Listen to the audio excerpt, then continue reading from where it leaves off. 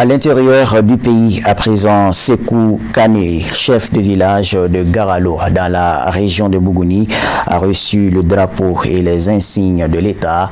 La cérémonie de remise a mobilisé les autorités politiques, administratives, et chefs coutumiers et leaders religieux autour des fils du terroir venus en nombre important pour la circonstance. Le commentaire est signé Samaïra Sanogo. Il s'agit à travers cette cérémonie qui a drainé une marée humaine venue du village de Garalo et environ de témoigner la plus haute considération des autorités de la transition eu égard les légitimités traditionnelles.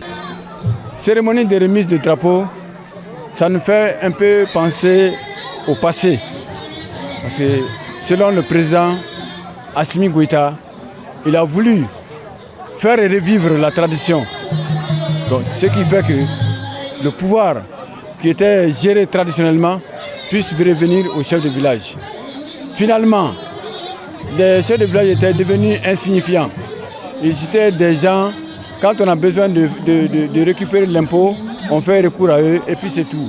Alors que le chef de village, c'est plus que ça. Se succédant la parole, les intervenants ont tout de même appelé les habitants du village de Garalo à respecter les droits et devoirs des chefferies traditionnelles. D'abord, je suis très content de faire revivre le pouvoir traditionnel.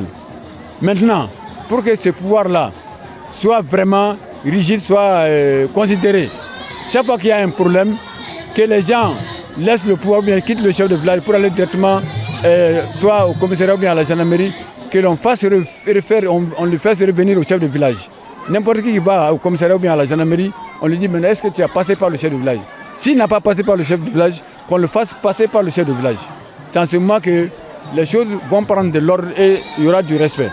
Remettre des insignes et drapeaux aux chefs coutumiers est un acte hautement patriotique selon les dires des différents intervenants. Raison pour eux de féliciter le colonel Assimi Goïta, président de la transition, chef de l'État et toute son équipe pour l'initiative. Si vous voyez le rôle primordial que les chefs de village ont joué depuis bien avant l'indépendance jusqu'à nos jours, si aujourd'hui les plus hautes autorités décident de les remettre des associations et des insignes, ce n'est que justice pour magnifier les responsabilités dans ce pays.